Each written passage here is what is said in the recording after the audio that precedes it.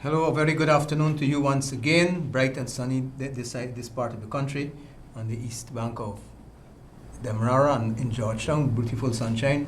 Hope you're enjoying the day as we are in the run-up to yet another anniversary of our independence.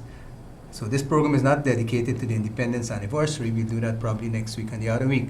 But in the meantime, you might want to be contemplating, speaking with the kids, what were their experiences, especially the older ones of you, what expectations you had. And every independence is a good time, a celebration is a good time to take stock. Have you achieved what you hope to achieve? Could you have done things better? And so on and so on. So it's a good time to be reflective. And this program will be continuing in the vein of last week, getting it right. Now, even as we are on the eve of our 53rd anniversary, we still have basic things plaguing the coalition. As the Mirror newspaper is pointing out, and your operator will be bringing it up very clearly just now, this is a very juicy piece, very comprehensive piece of information, this edition of the Mirror over the weekend. So we are advising that you get onto it, but at the same time, we will be running through bits and pieces of it. There's, for example, a leaked letter exposing damning allegations, and your operator will bring it up for you to see. So these are things that came out only this today. I saw it when the Mirror came out. So we'll have to be looking at the other newspapers and the other media centers to see what is developing. Staff complains about Basil Williams exposing genitals to female staff, abuse, and more. That's not what I'm saying. I was a bit shocked to see it, but it's there in their newspaper. And of course, that's not the main thing. There are many other activities here. For example, the whole issue, the CCJ. We had very healthy discussions last week, even after the program left the air. What is the situation with CCJ? What do you think? What are the various positions, and how their attempts by the coalition to subvert the Constitution? Those are things that you might want to bring up. I am allowing the calls to start very early, so that this today is going to be the callers program. And we set out some broad storyboard items, some agenda items, like the headlines in the newspapers, and proprietary on the part of the allegedly, that's what I would say, allegedly, but this newspaper is biting the bullet, because of course if this is inaccurate, you can get a lot of problems legally. Hello? Hello? Hello? Okay, we seem to be having little difficulties. The operator will come in and fix that for us. So today is still on the issue of corruption in the cabinet. This cabinet is proven to be so confused that they're having to be reshuffled. It's like if you have a pack of jokers in a card pack and you reshuffle them. You'd have noted that as of last week, several ministers were reshuffled to the other areas. So we're going to be having those incompetents now spreading their incompetencies to other areas of governance and government. So those are things you might want to talk about. Hello? Okay, we seem to have missed that one. Okay, so I think the telephones are now back in order, and of course my cell phone, the operator will bring it in for me. My cell phone 262386696 in case you're not getting through on the landlines. So so this is a very important program today. There's so many issues to discuss. We are on the verge of celebrating yet another, and as a matter of fact, celebration should have started. What were the role of the various parties in that process which led eventually to independence? Why was Jagan forced out of office so that then British Guyana can become independent on the Falkland War? And those are things the kids should really be looking at. A good source of that information would be the book by Chetty Jagan, The West on Trial. Okay? Now, but we're now looking into the present where the CCJ seems to be the main thing occupying the minds of the Guyanese public and, of course, wider field. The CCJ and a new twist to it. There's a new twist. The bullish twist that we got out of the same Mr. Basil Williams, who apparently has been taking on some bullying approaches to his staff, and according to this newspaper, not according to me, but according to this newspaper, mainly the female staff, in which it says, leaked letter exposes damaging allegations, and the allegations are that female staff members are claiming that the top man in that particular ministry is exposing his genitals to female staff, and there's a lot of verbal abuse during working hours. So, but let's take a look now at the new twist that is being put onto this ongoing case at the CCJ. which met recently and now has retired to consider compiling their decision, and we're waiting to hear the pronouncements, not only the pronouncement, but what orders they will make. Because they're in certain sections, large sections of the lay public, it's felt that after that the CCJ will give orders, and by orders it will be when should there be the elections, or by what date, following the decision. And the lay public, like myself, anticipate or thinks from what the reading of it is that it will have to be as soon as is reasonably possible. Okay? The issue of GCOM now having to do a new list, that's another issue. They're speaking about a new list, whereas the rules and regulations and even their own counsel, their own in-house legal advisor, who is a full-fledged lawyer, has told them that you have to have a revised list. And to have a revised list, it's in that very term, it means that you can use other information. You don't have to go for an expensive and protracted house-to-house exercise, but you can do a review. So the list must be reviewed, right? That's the terminology in the Constitution. You can check it for yourself. There's no need that after the 31st of April of this year, when that list would have, let's say, elapsed, expired in layman's language, there's no need to go back house to house, which will do two things. Force the Elections Commission to spend a lot of time and a lot of money, and even aiming at postponing the elections. That's one of the skullduggery.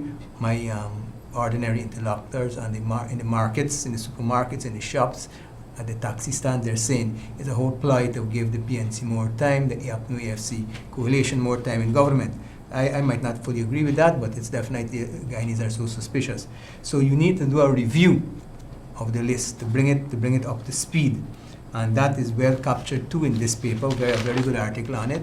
We won't be able to read it fully, but the essence is there. All the work can be done in a short space of time to have elections as soon as possible. And of course, we're hoping that the CCJ will pronounce on that and said, yes, as soon as possible. It could not have been 91 days, 91 days after the 21st of January last year because of the unconstitutional acts of this government. But now you're forcing the government to do it as soon as is possible. That is, to bring it in as soon as close as possible to the date that it should have been held constitutionally. But that's becoming a bit convoluted. Let's say we are waiting, having all confidence in the CCJ, the PPP, and other forces in the society, which and we are fully mobilized. The PPP is fully mobilized for the elections. We've been sharing out this flyer. Practically, a vast amount of significant, probably the majority of communities have also already received this, save and except for those in the hinterland. We've been having house-to-house campaigns. Practically every house we have visited in certain sections of Georgetown, densely populated areas, so that they can get this flyer. So it's quite an interesting time, and I'm inviting you to put in your calls quickly, and let's get your impression on the bullyism, for example, on the bullyism of the Attorney General, Mr. Bassett Williams, who is actually saying this. He's actually, I think, in my opinion, he's even threatening the CCJ. He's saying that, look, if certain sections of the population,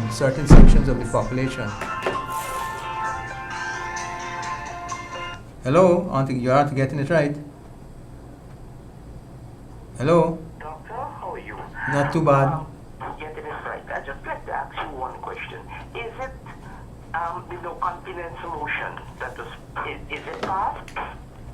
Well, it was the court case did occur, and as I understand it, I'm not a legal person, but I think now the big shibats, the legal luminaries who heard the case, now will have to retire and consider all the evidence that they've heard and so on, and come up with a decision. And I think there's another second phase of it, or second part, run simultaneously, called orders. So when you make a decision, it's not just a decision, but you have to pronounce on how to address the mischief. The mischief here being the elections and when will they be held. You know why I asked you? Because last night I heard Mr. Jacqueo saying that elections got to be called before November 1st. So if the no confidence motion didn't pass legally, they can't call the elections before November.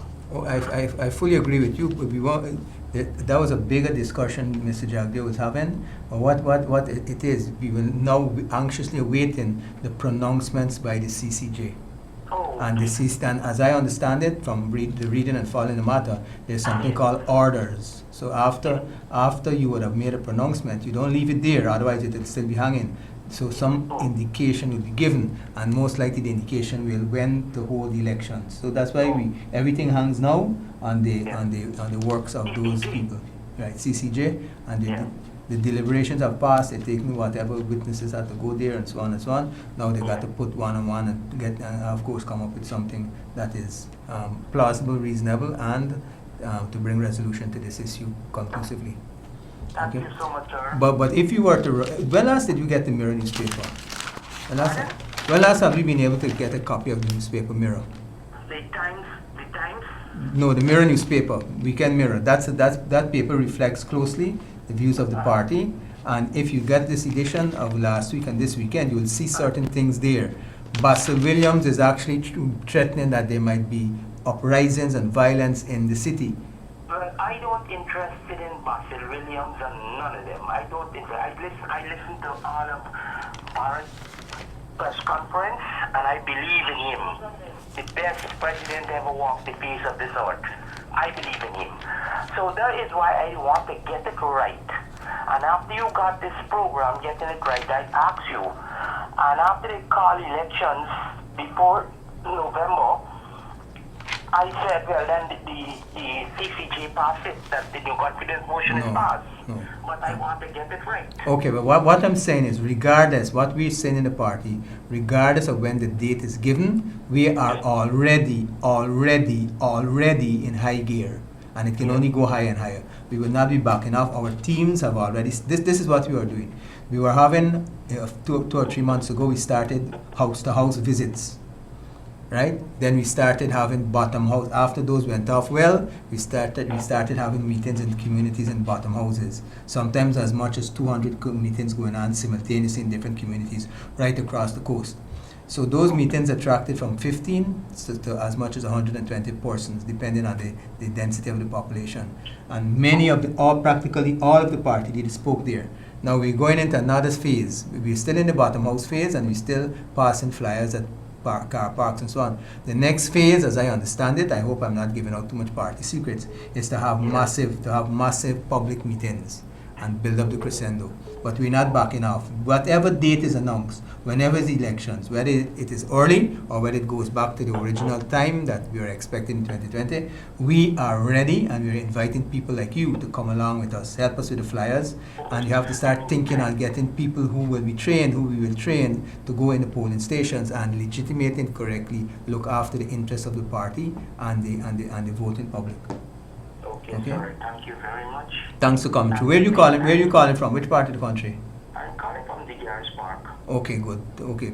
Ask your neighbors and friends to look in and make their contribution too. Of course. Okay. Definitely. Okay. Okay, sir. Thanks so very much. Thanks so very much. So the CCJ decision orders likely in the coming weeks. So that the gentleman raised that issue. So as the case is now, let's say, closed and in the hearing stages, they have to give them time. There's this weighty matters they're debating among themselves, and opinions have to be matched and rematched and exchanged. I'm not a lawyer. I won't know what goes on in that level of it, but I'm certain that they will be doing a lot of homework, burning the midnight candle to get the stuff done. Hello? Getting it right? Hello? Okay, we seem to have missed that call. Yeah, so our theme today is, while we're on the eve of our independence celebration, there is corruption and confusion in the cabinet. Corruption and confusion. And that's taken off from where we left off last week, when we analyzed the unwieldy and sometimes unexplainable shifts or reshuffling in the cabinet. The AFC, APNU AFC, PNC, Ramjata, Nagamutu, Granger cabinet has been reshuffled. And some of the reshuffling has ended up in such a way that persons who are there in the new positions don't seem to have the competencies to run those ministries. Hello, getting it right. Thanks for calling. Hello? Go ahead, Dr. Ramsarran here, getting it right. Good afternoon. Good afternoon. When will you use this election? The elections, we have to wait for the advice on a date. But the position I'm holding in this program now in the PPP is regardless of when it happens, we are ready and we're not backing off of elections or election mode. Okay. Okay, so, and what I like to let those callers know, and especially younger people, this now is becoming a wealth of information, and I'm told that the General Secretary of the party is taking a direct interest with the upgraded version of the Mirror newspaper, and many of the issues we're discussing here are very well covered in the pages of this paper. As a matter of fact, to give you a little blanket insight or answer to some of the things, the president of the CCJ, Adrian Sanders, said, quoting, "We will consider our decision, and depending on that decision, we will give a date when the decision will be given. Depending on the nature of the decision, perhaps on that date, we will decide what further submissions we need." In other words, it's still a work in progress. According to the CCJ judge, once the decision is handed down, the Guyana Elections Commission, GCOM, would be invited to make submissions as required by the code. Once that is done, orders are expected to be handed down by the CCJ. Hello? Okay, we seem to be missing the calls today. Hello? We seem to be missing the calls. So we're still back to the topic of your thoughts on our anniversary. As a matter of fact, there's so many other distractions that we're hardly hearing about it, even in the media, even in the state media. But I would like to remind you that it's an important date in our nation's history, the independence anniversary, which we'll be celebrating on the 26th of May. And a little question that was asked by, incidentally, 2 or 3 people in different locations while I was doing my walkabouts over the past few days. Why was the 26th so significant? Why did we choose it? I never really thought on it. I will have to do some research. I know, for example, you have Freedom Days on the 1st of August because that's the day when the slaves finally, African slaves, finally won. Were given their freedom from slavery. And then you have the May the 5th is Arrival Day because that's the first day that Indians from India came to join the labor force as indentured laborers in the sugar industry in 1838. So some wise, I don't say wise Alec, but some thoughtful person, a young person, asked me, why May the 26th? If anybody has any suggestions, you might want to look at it, but these suggestions should be, or real reasons should be researched. Why the 26th? I was trying to find out. Some people, for example, say that we celebrate the Independence Day. So in February the 23rd, because it's some date close to Mr. Burnham's birthday, but all of those are sometimes just little bottom house talk. So a little research can be done into why were we, why did we decide, or who decided or who proposed the 26th of May, and what significance it might have for our previous history. Okay, we missed another call. So corruption in the cabinet, and the issue I was going to bring up is for example, the SOCO has found out where monies are being used by the coalition and even by themselves illegally. By themselves. So SOCO, which is supposed to be investigating corruption in the PPP, or the former PPP ministers and advisors and big chibats, is now finding itself under investigation. That's an interesting thing. Only a few months in existence, and already there's a corruption where tens of millions of dollars apparently have been used for the wrong purposes. You might want to share your ideas on that. Share your views on that. Okay. So the CCJ and the threats from Mr. AG, Attorney General Basil Williams. This guy is really, he seems to be living in the past, in the days of the PNC and Rabbi Washington, when you could be beating up people on the street and letting the PNC get its own way politically. So he apparently, another part, I've read it and it says there somewhere, he's saying that if the CCJ rules in such a way that elections have to be early, that would be if they rule in such a way that it could be seemingly unfavorable to the PNC, that the people might rise up and cause violence. That's his threat. Is he trying to restrain, influence, intimidate, threaten the CCJ? Is this bully boy trying to do that? We learn that sometimes even within their own internal elections, he's one of the strong arms, one of the bullies that when they want to get their way at the elections, even within the organization, within the PNC. So it's interesting and you should be following it. And I think the lawyers should be following it, the legal profession should be, and leaders across the Caribbean. Here it is, you having somebody who has pretensions to being a president or a presidential candidate, and he's saying that if the CCG rules and the ruling is quite logical, and if it calls for early elections, that there might be unrest. Somebody who don't like the decision might, well imagine if you have a high court here in Guyana ruling in a family dispute, and the one section of the family loses the case, it doesn't go favorable for them, and the other side of the family gets the property or wins the case. Should the aggrieved party, which didn't get through, should they go beat up and burn down and fight up? That's what this gentleman who hopes to be president is saying, Mr. Basil Williams.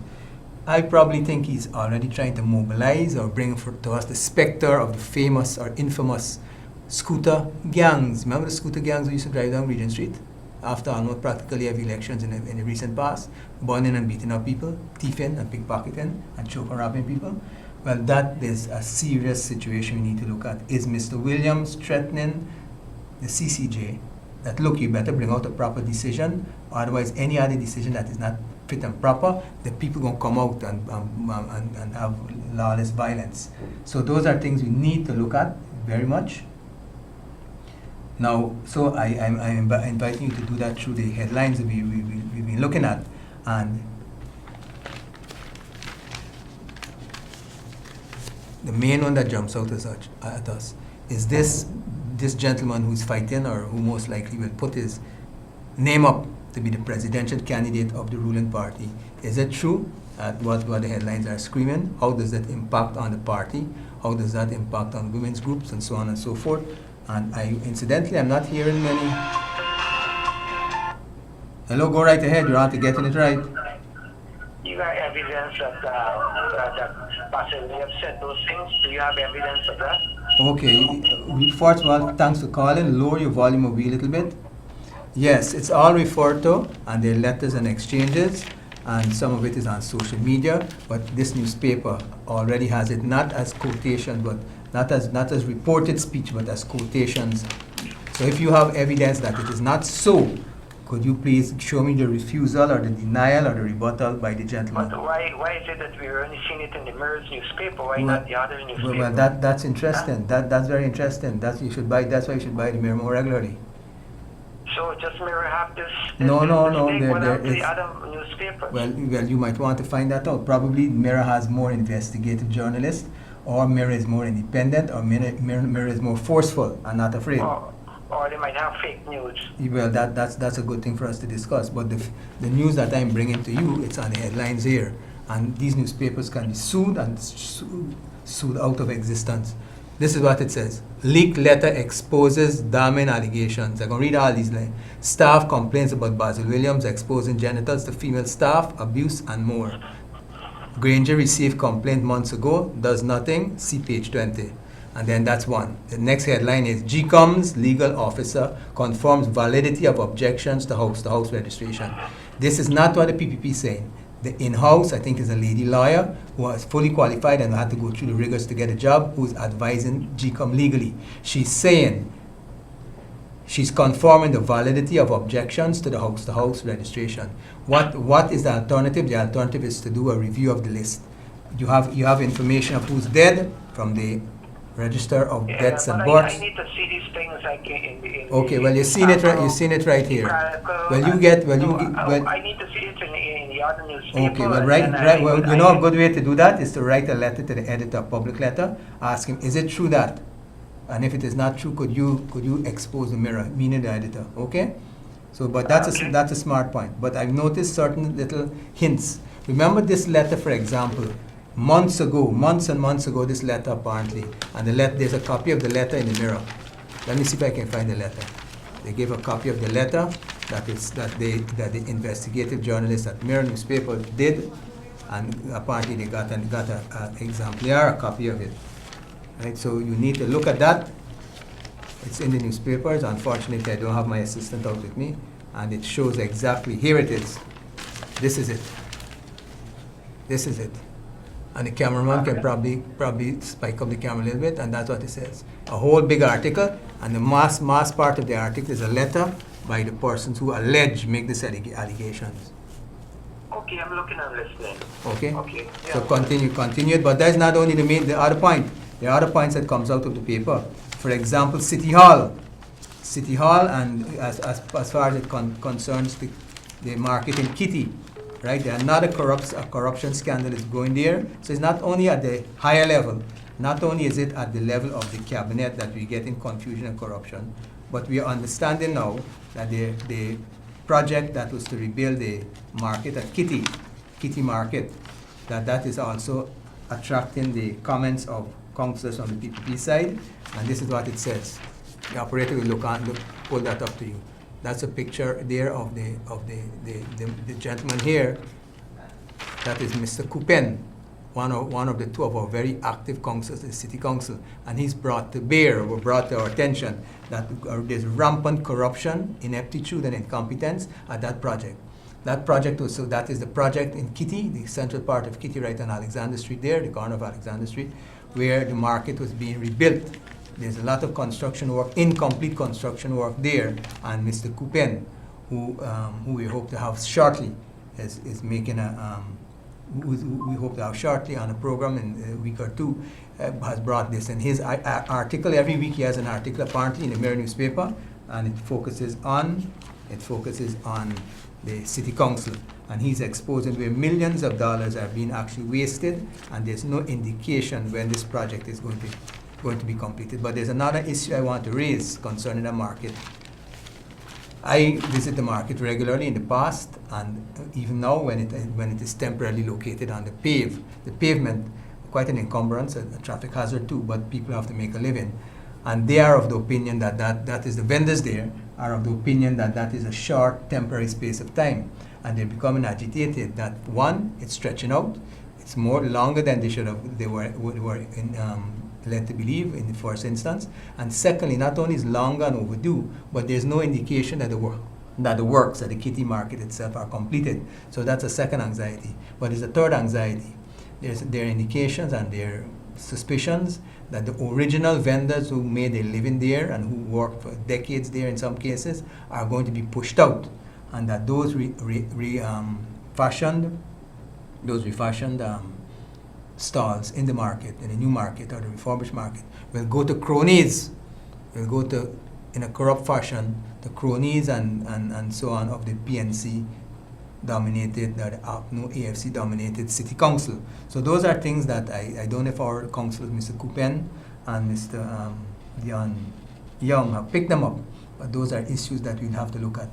What is the occupancy projected in the future when this marketplace, this icon, this historic landmark is finally repaired, and when will we get a full declaration, an accountability sheet as to how much it cost and which contracts were awarded to which contractors. So here again, right in the middle of the city practically, thousands of people pass and see it. They cannot miss it. So this is not mischief on the part of getting it right. This is not mischief on the part of Mr. Coupen, who is one of the PPP2 councillors in the Mayor and City Council.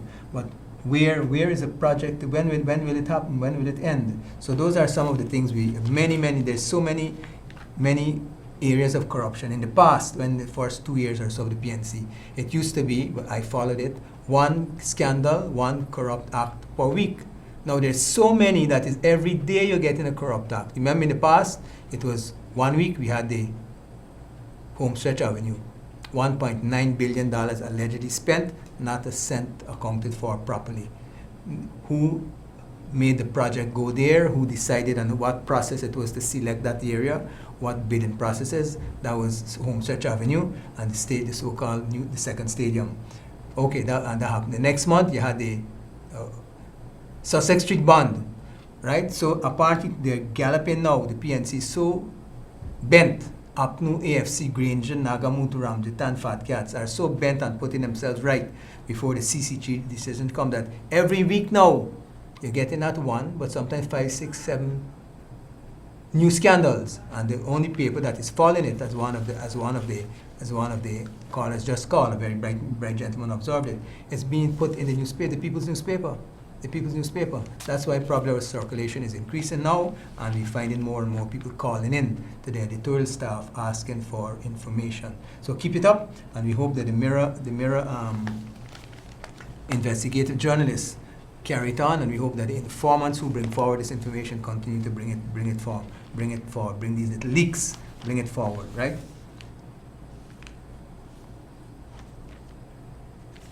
Again, Teixeira calls for investigation into use of taxpayers' money in Compton Reed appeals at the CCJ. The CCJ met in Trinidad, and Mr. Reed went over there apparently apparently or allegedly at the taxpayers' cost. So how are those monies awarded? How did they come to the decision to use the taxpayers' money to fuel Mr. Compton Reed's private activity in this regard? So those are things that we're looking at. There's lots of confusion. They're now knee-jerk reactions. They're being under so much pressure because you the public, you the people, you're becoming more alert and you're becoming more informed thanks to the efforts of the PPP, thanks to the efforts of other progressive-minded forces in the community, and of course, thanks to the weekly Thursday press conference by Dr. Jagdeo at his office, the press briefing. That's something that brings out many facts. And immediately after that press briefing, the media just goes array with massive injection of new information. So the CCJ decision orders likely in the coming weeks. That's on page 3 of the newspaper. And I'll read it back quickly, just the first paragraph or two. A decision from the Caribbean Court of Justice, CCJ, in the case relating to the challenges to the vote of no confidence motion is likely to be handed down soon. So that's the answer many of the people out there went, soon, right? And of course, because of the nature of the matter and the seriousness with which that court will take its business, we hope that it will be sooner. President of the CCJ, Adrian Saunders, said, and I'm quoting, "We will consider our decision, and depending on that decision, we will give a date when the decision will be given. Depending on the nature of the decision, perhaps on that date, we will decide what further submissions we need." Right? So they're going through the 4 stages of reviewing whatever evidence they have, and then the decisions might be made which will answer those questions for us. According to the CCJ judge, once the decision is handed down, the Guyana Elections Commission will be invited to make submissions as required by the court. Once that is done, orders are expected to be handed down by the CCJ. And of course, since the Elections Commission has been given so much money, sometimes they have to go back to Parliament to get supplementals. We are expecting that the work would have been done in such a way that they will be having a list that is practically ready and needing little review, so that when the CCG comes to consider all matters, they will say, yes, the submissions by this G come to us indicate that they are ready and raring to go, because all of the work that they've been doing quietly. Imagine when the court case is going on, when other activities are going on in the society, even challenging them, the work still goes on, the work of making this list. One excuse, one bamboozle that they're bringing forward is that the list might contain the names of people who are dead, or the last list we used would contain names of people who were then, when that list was used, were 14 years and just above, but now are entitled to vote. The PPP is saying clearly, and as a matter of fact, many progressive sections of the society join the PPP, and in saying so, and what are they saying? Do the review that it's supposed to undergo. Do the review. You do not need to have a lengthy, expensive, drawn-out house-to-house campaign to do new registration. You can review the list with the set of data that you already have. You would already have captured many cycles ago of house registration. You would have captured those young people who were 14 then and 14 to 18, but not as yet 18 to become voters. And you would have also captured from the sitting and collecting all of the official copies of official death certificates from the Office of the Register of Deaths and Births. You would have been able to get those persons who should come off the list because of that. So you can have 2 sources. One where you legitimately can add, under good scrutiny, you can add names of persons who have now attained the age of 18, depending on when is the cutoff date. And secondly, you can be able to take out legitimately, quietly, effectively, efficiently, without any hassle, those persons who would have died. And many of you who would have unfortunately lost relatives or close friends and such people, and you need to have a document. You see, you have to go to the post office. You know this, and you have that document in your hand. And right now, especially towards the end of the PPPC's regime, we had put that place in order. It was quite simple and quite easy to get a birth certificate, as opposed to the past when it took a lot of months and a lot of years, and sometimes even bribery. So the office of the Register of Deaths and Births and Deaths, should I say, located at the GPO office, the General Post Office there, is doing a fairly good job, and they have the data. There's computerization has occurred. So you can take that easily and do the other phase, the second part of the review of the list. If you're going to be reviewed the list, the voters list, you'll be able to take off the majority, probably 100% of those persons who would have died since the last elections, and who, of course, names would have no reason to be there on that list. And it could all be documented, and it can all be by the exchange of information from two legitimate government agencies. And of course, you can have the scrutiny of the authorized persons from the various parties and various interest groups. So there's no reason why, if the CCJ makes a click of its thumb and say let's have elections sooner rather than later, why Mr. Lowenfield and the officials at GCOM should not have ready practically a list that can not perfect, but a workable list. Like at the last elections, the elections for the local government, the list that is in existence now was used. There were people on it who should not vote because they're dead, but the process was so fixed that they could not. You could not have people come and vote in their stead. And of course, this process of cleansing the list is a continuous process. So I'd like to bring that to your attention and I'll probably get your comments on it. What do you think of that? Would you feel safe with such a process, a desktop process where the list is cleansed, is reviewed and cleansed of all those names of persons who would have died? Instead, there were some factions in the PNC APNU AFC coalition which was calling for the names of persons who are overseas to be deleted. Well, of course, that's madness. And even many students, for example, who go and come, or many persons who do business and go overseas from time to time, when there are auctions, for example, overseas of items in warehouses, they might go and spend a month or so, or a week or two. What happens if that's the exact time one of the invigilators come to the house and they're not there? Would he get knocked off? And then when he comes back next week, the week after, he's not there on the list? So those are things that we have to be very careful about, and especially the grassroots. You have to be very careful who is engaging you, and when they come to, if they do come to your houses, you can get advice from the PPP. The operator will be bringing up the numbers. There's a special card, Vote PPP-C, that we used last week, and it has all the numbers and the email addresses and the Twitter account for the PPP-C elections room. We've already activated an elections room at Freedom House downstairs, just by the security desk, and it's always fully staffed with at least 4 or 5 persons and a bank of telephone. So please, at the end of the program, we'll be bringing back up again those numbers, but you can contact me directly and I'll put you on to the elections office, the party, that's at the party level, and we're already getting many things. Persons, for example, need to be au fait with what the GCOM office is doing, what the registration office is doing, if there's going to be another cycle. As a matter of fact, I noted there were notices in the newspaper by GCOM advising persons who needed to join the process what to do. So you need to be alert on that.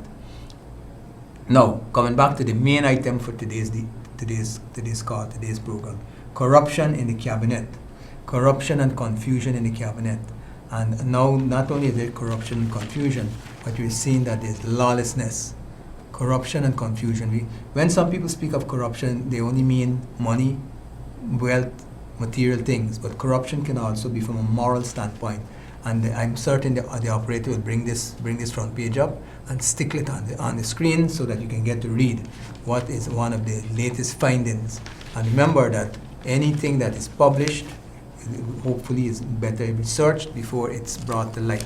So that's one that you'll see coming up on your screen. Staff complaints about Basil William exposing genitals to female staff, abuse and more. And the more, of course, tells of the cost down and the cost down that he usually have with his staff, and the crude uncouth manner that he refers to his fellow ministers. His fellow ministers in the said cabinet, apparently he brands them with various uncomplimentary names and custom, and says that publicly or in his office, not in private circumstances, but where many people can hear. That's the allegation here. And incidentally, this is the gentleman who went to represent the government at the CCJ, and this is the gentleman who, by all indication, hopes to knock out Harman and Greenwich and run for the presidential candidate of the PNC, APNU AFC. So this is the level to which we are, and that of course in comparison puts the PPP such heads and shoulders way above the PNC, APNU AFC. The way the activities are being done, the structure, and the resilience of the party. And resilience, by resilience, I want to bring to your attention the ongoing house-to-house campaign by the party, with predominantly the red shirt youths coming in the red T-shirts. Red, of course, is the battle color of the People's Progressive Party, especially at election time. And those young people in droves are visiting the communities, and they are bringing to your attention the flyer with the several items on it. The operator hopefully will be able to pull this up, and you can run through some of them. These are the things on the front page. The PPP has given the track record of the PNC, and on the back page we're given the list of things that we will be doing almost immediately to fix the problem, to get rid of the mischief and mayhem that the PNC has caused. For example, he says, and if the operator brings it up, you might be able to follow on the screen. The track record. Since taking office, the APNU AFC cabal has put forward 5 budgets, spent 1.3 trillion Guyana dollars, borrowed US 900 million, and has increased taxes by approximately 88 billion per annum. They're spending every year 1.6 billion more for food allowance, and by food allowance that means when they're cabinet, when they gone on the jants, when they gone on outreaches, food alone will be 1.6 billion more above what the PPP used to spend, and they used to call us fat cats.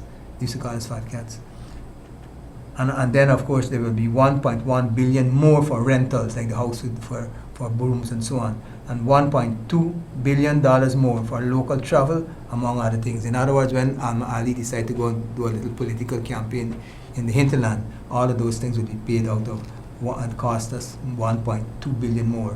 While at the same time, some 30,000 Guyanese have lost their jobs. The cane cutters, and the sugar workers, they're gone. And then of course you had almost 2,000 indigenous young people dismissed within days of the PNC coming to office, APNU coming to office. They were dismissed.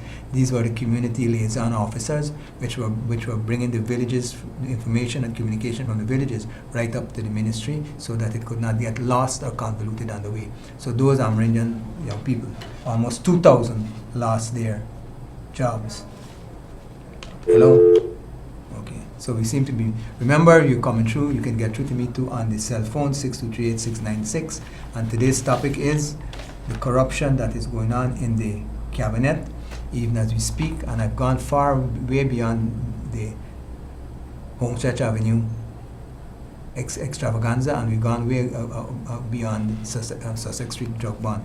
We've gone to where monies are being given and absorbed and collected by SOKU from the Treasury, and there's no account for it from SOKU, which is a special unit set up to investigate crimes committed by members, allegedly by members of the previous regime, the PPPC regime, and we have not had so far any decent court case brought forward. But SOKU itself is now under investigation for collecting monies and using it for purposes other than they are designed or given for.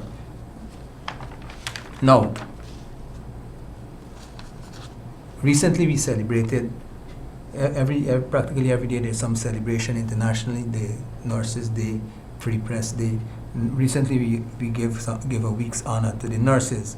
I'd like again to, at this stage, just as we go into the period of celebrating independence, I'd like to congratulate our nurses for doing such a great job under trying conditions. What trying conditions? Doctors and nurses, but I want to address myself in the next 2 minutes to the nurses exactly, and to bring your attention, to the nation's attention, to the debt of, to the respect we owe them, and to the dues we owe them, the nurses.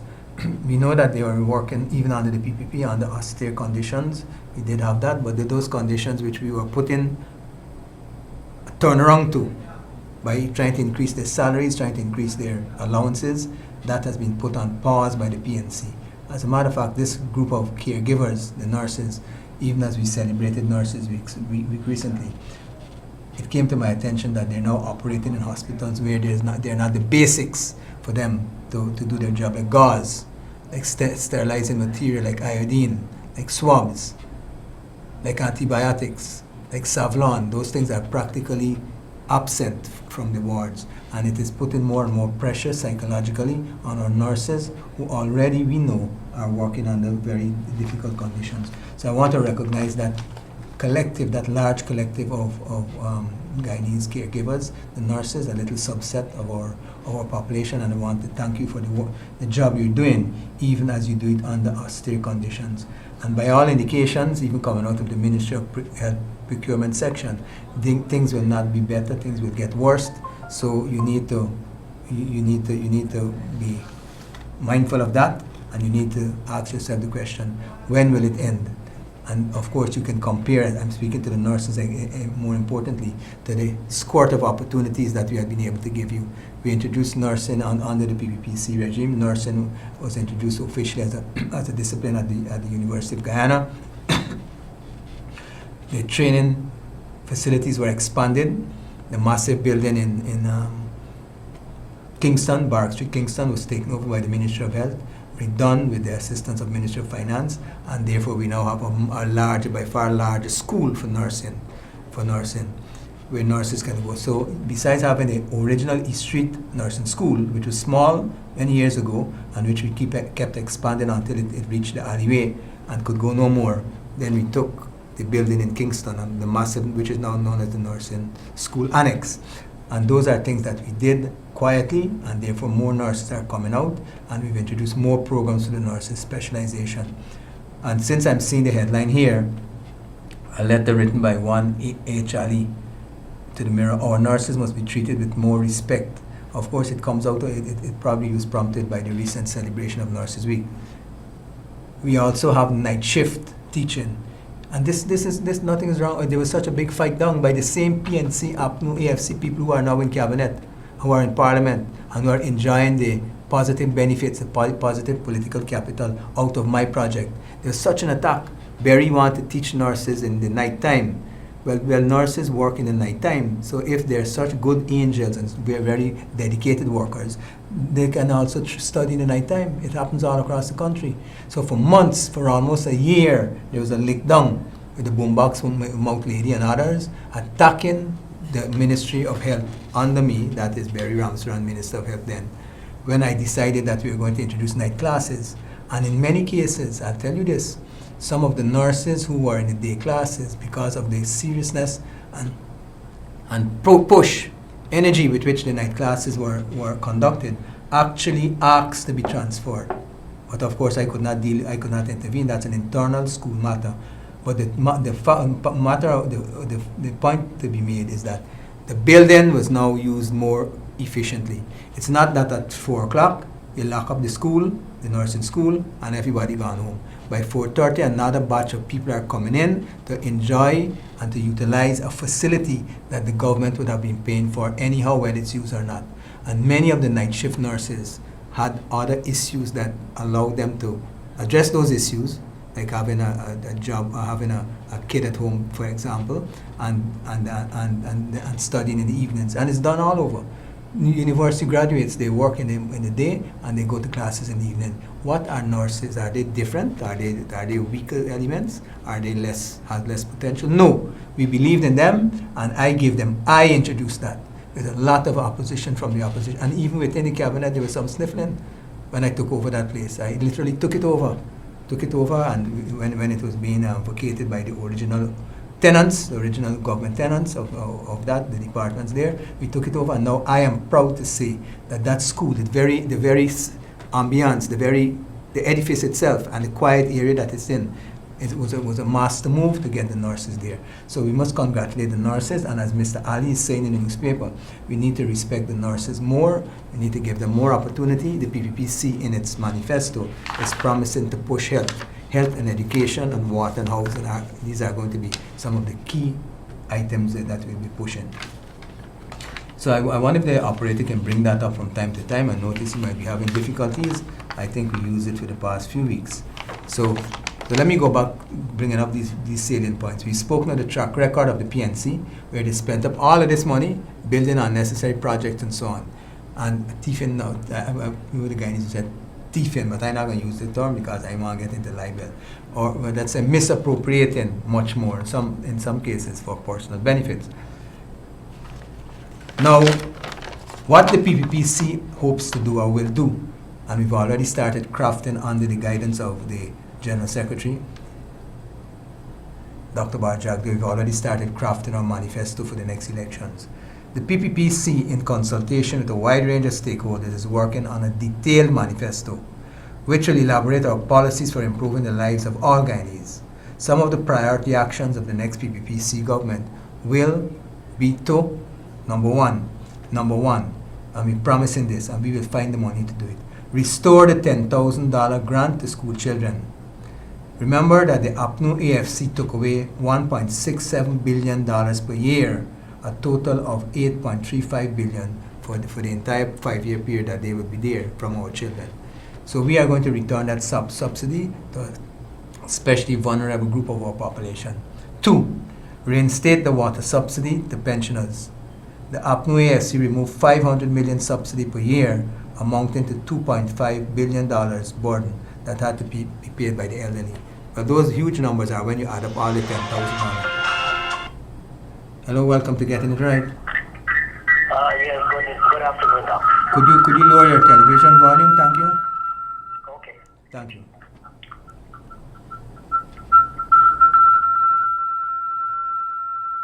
Hello. Yeah, Doc. Go right ahead. Doc, I believe that with these 2 children that died, or 3 children, I thinking that they should be compensated and their license should be taken away from that doctor immediately. Okay. Disqualified. Well, what I'm saying, I would like a full. Could you lower the volume a little bit, or move away from move with your telephone from the. What I'm saying is, you need to have a full investigation. Everybody must be there, because although there might be one ultimate person who made some decisions, there might have been a string of things that could have been observed and done to stop that. So I'm open to an investigation to have it fully done. As a matter of fact, under my watch, every single maternal death and child death had to be reported to the cabinet within a certain amount of time. For example, within 12 hours of a maternal death, the chief medical officer had to be reported to by telephone or by radio, if it's in the hinterland, or by cell phone. He had to be reported to by the doctor who was managing that woman who died. And then within 24 hours, a written report had to be on his desk. That is how serious it was. As a matter of fact, under my watch, when I took over, you had 25 deaths the first year, I think 21, then 18, then 11, around those. And we were bringing it down. And in one year, 2 of the women who died were persons who had advanced HIV/AIDS and one who had advanced cerebral malaria. And of course, they would have died from those 2 cases. But since they were pregnant too, it's classified as a maternal death. So I'm shocked to be hearing these things, and I'm not having the reports. We're not hearing. And where are the journalists? Where are the ladies who would come and pick it outside the ministry? You know? Yes, but Remember those days? If you find that we get a change of government, you understand? You know, these society would be propped up immediately. You understand? Yeah, but the point is, they had doctors they put there. We had things in place. I show you, it dropped from 25 right down to 11. Yeah. Right, even in the high-risk cases, right down. Right, and besides that, there was a mechanism in the cabinet. We had instituted something called the Cabinet Subcommittee on Health. So everybody had to come, and that was priority number one. Luncheon used to chair the meeting, and then we would have to give our recommendations. Was it a case that we could do nothing? Was it the woman came too late? Was it this, or was it somebody had to be punished? And those are things that we were doing. So I suggest. I know Dr. Lorchan personal because I was his patient. Okay. You understand? Right. At the Okay. hospital. And it's suddenly that, it's amazing that, West Demerara have babies, death.